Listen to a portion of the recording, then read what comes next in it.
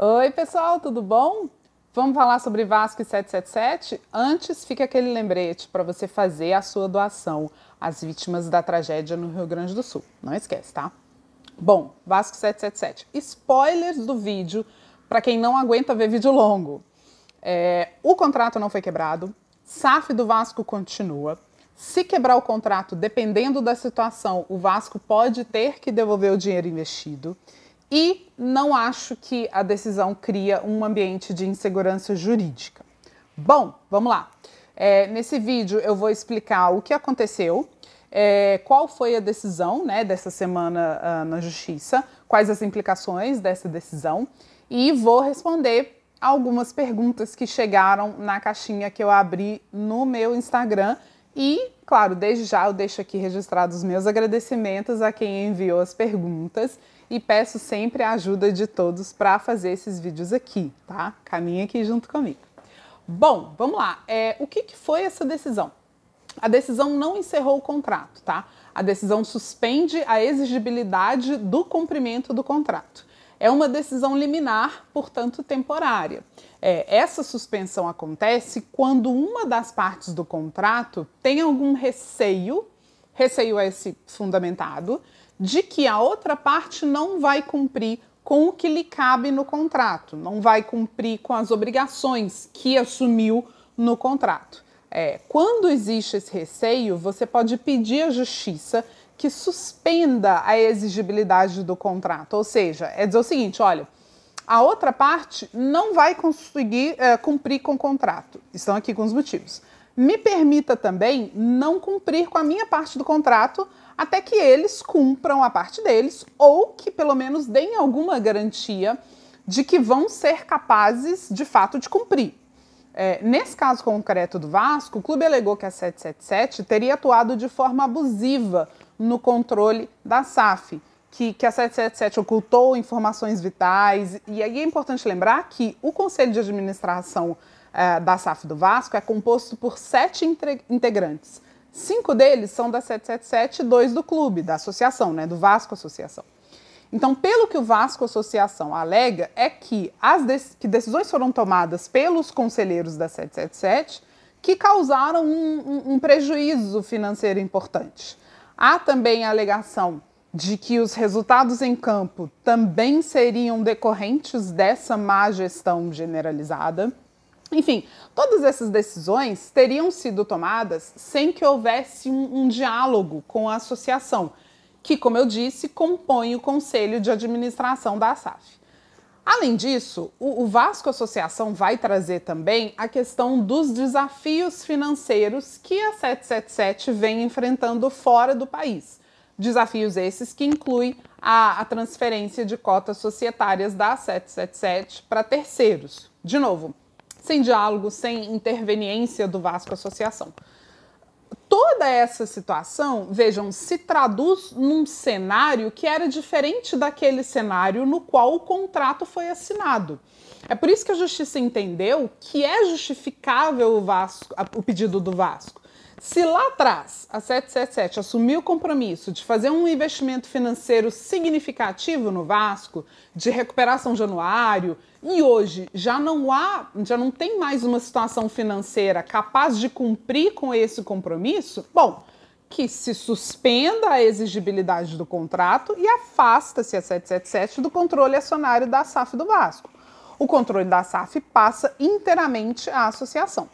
Agora, pergunta que veio da caixinha. Isso significa que a SAF do Vasco acabou? Não. O Vasco segue sendo SAF. A SAF do Vasco foi constituída por uma cisão do departamento de futebol. Você cria uma nova figura jurídica só para o departamento de futebol. Essa figura jurídica, no momento da sua criação, ela tem 100% das ações na mão da associação. O que a associação faz é vender essas ações de forma integral ou parcial a terceiros. Essa estrutura jurídica que foi criada permanece. O que aconteceu agora é que o controle dessa figura jurídica criada, que estava com terceiros, passa para a associação. Então, o que mudou foi o controle acionário dessa estrutura. Algumas cláusulas do contrário foram suspensas e não a validade jurídica do contrato inteiro. Agora, outra pergunta da caixinha. O Vasco Associação pode rescindir o contrato com a 777? Pode. Ninguém é obrigado a permanecer num contrato contra a sua vontade. A depender da situação, você vai precisar, obviamente, arcar com alguma multa para rescindir o contrato, mas você não é obrigado a permanecer em contrato nenhum. Há uma frase famosa que vai dizer o seguinte: contratos são como corações, eles foram feitos para serem quebrados. Mas enfim, nesse caso do Vasco, se provado em juízo que a 777 efetivamente não cumpriu e não terá condições de cumprir com os deveres que assumiu no contrato, esse contrato pode ser quebrado, sem que haja necessidade de pagamento de multa rescisória. Bom, mas aí o Vasco vai ter que devolver o investimento que a 77 fez? Olha, a princípio sim. O que aconteceria nesse cenário é que a gente estaria voltando ao status de antes da assinatura do contrato. Se a 77 comprou ações do Vasco e não vai ter mais essas ações, é justo que a parcela do dinheiro utilizada para comprar essas ações que a 777 não vai mais ter, seja devolvida. Imagina que você comprou um apartamento na planta, você pagou algumas parcelas, mas desistiu depois. Você quebra o contrato com a construtora te devolve o que você pagou até o momento, mas retém o sinal que você deu. No caso do Vasco, pode ser uma situação similar. No caso do Vasco, você terá também, muito provavelmente, uma conversão de perdas e danos. Então, abatendo o valor da multa rescisória e considerando a questão das perdas e danos, é possível que não sobre muita coisa para devolver. Agora, essas considerações que eu estou fazendo aqui não levam em conta a forma como foi feito esse investimento, que eu não sei. Eu estou comentando num cenário normal. Há outras questões sobre a forma que esse investimento foi feito que eu não tenho detalhes. Então pode ser que o que eu estou falando aqui não seja aplicável dessa forma ao caso do Vasco. Eu estou falando num cenário normal, um cenário dentro da teoria geral de contratos. Bom, para terminar, uma reflexãozinha que foi, inclusive, outra pergunta da caixinha do Instagram. Essa decisão traz insegurança jurídica para o sistema?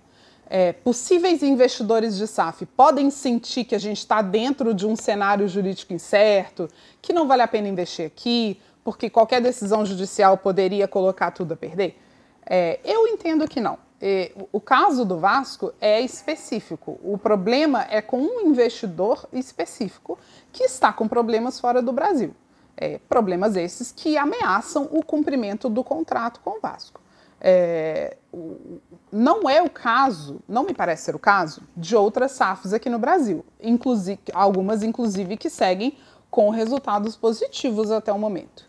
Eu acho que o que a decisão faz é reforçar, privilegiar o cumprimento dos contratos. Eu não entendo que ameaça o sistema de SAF no Brasil. Mas e você? Você concorda? Você discorda? Manda aqui sua opinião. Vamos caminhar junto nessa caminhada aí. Muito obrigada.